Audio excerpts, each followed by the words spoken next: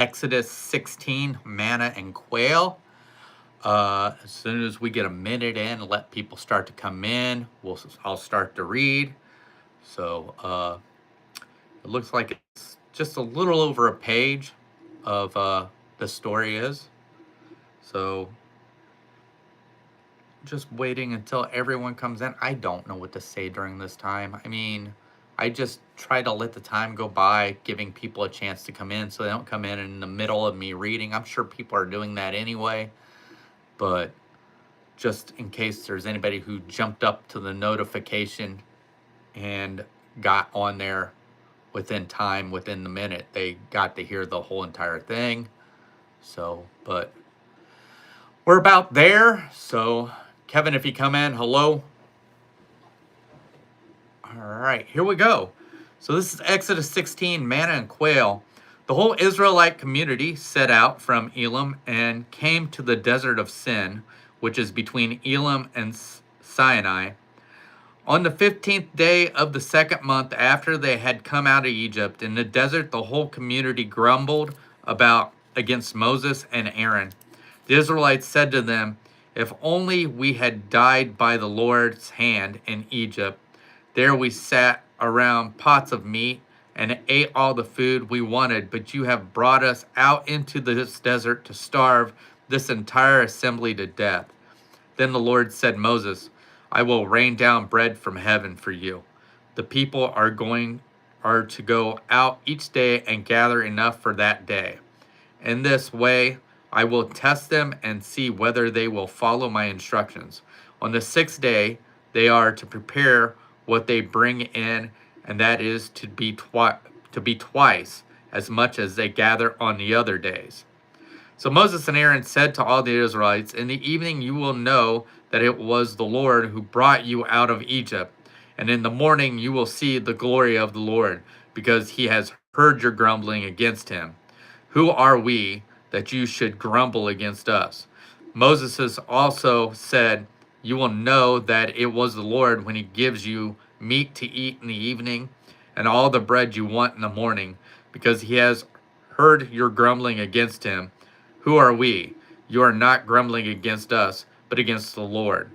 Then Moses told Aaron, "Say to the entire Israelite community, 'Come before the Lord, for he has heard your grumbling.'" While Aaron was speaking to the whole Israelite community, they looked towards the desert, and there was the glory of the Lord appearing in the cloud.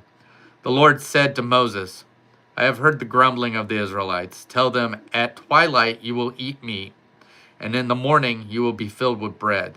Then you will know that I am the Lord your God."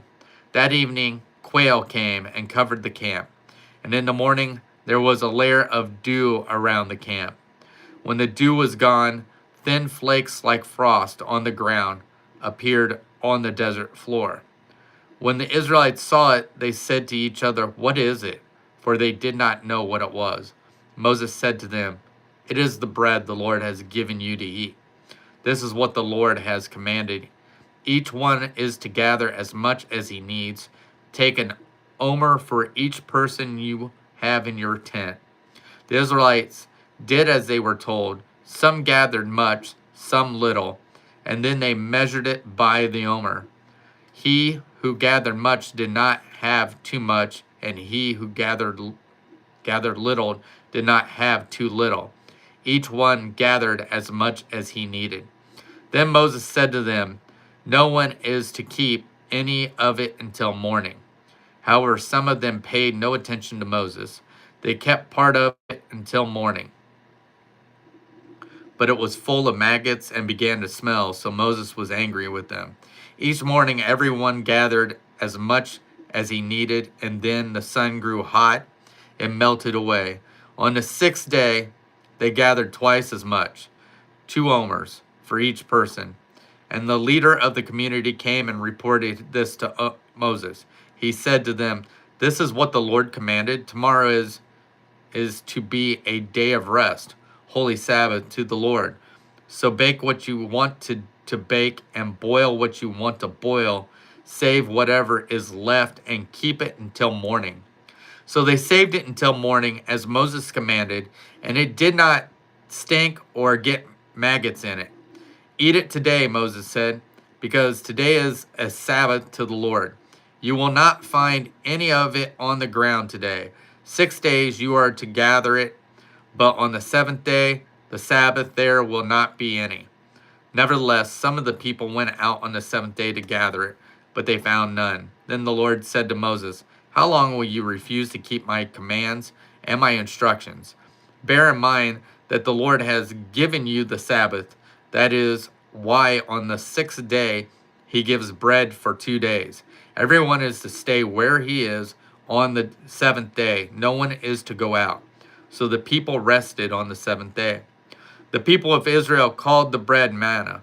It was white like coriander seed and tasted like wafers made with honey. Moses said, this is what the Lord has commanded. Take an omer of manna and keep it for the generations to come, so they can see the bread I gave you to eat in the desert when I brought you out of Egypt. So Moses said to Aaron, take a jar and put an omer of manna in it. Then place it before the Lord to be kept for the generations to come. As the Lord commanded, Moses, Aaron put the manna in front of the testimony that it might be kept. The Israelites ate manna 40 years until they came to a land that was settled. They ate manna until they reached the border of Canaan. And omer is the tenth of an ephah. I don't know what an ephah is, so that was it. That was Exodus 16. Tomorrow night we'll be reading, of course, Exodus 17, water from the rock.